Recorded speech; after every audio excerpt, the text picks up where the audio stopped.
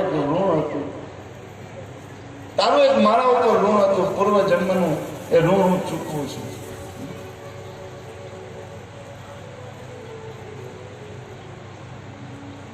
મારા ઉપર તારું ઋણ હતું.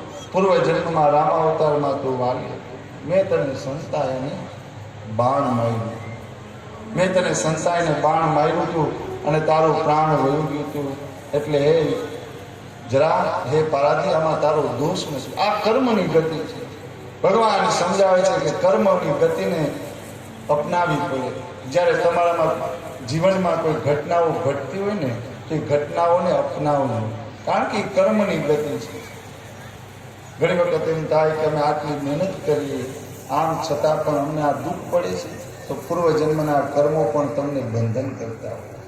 ભગવાનનું પૂર્વ જન્મનું જે ઋણ હતું, એ ઋણ જરા નામનો પારાધી તેને આવ્યો અને ભગવાન ઉપર બાણ છોડ્યો. ભગવાને જરા નામના પારાધીને વિદા કર્યો અને આજ ભગવાન આસન લગાવીને બેઠા. દેવતાઓનો સમૂહ આ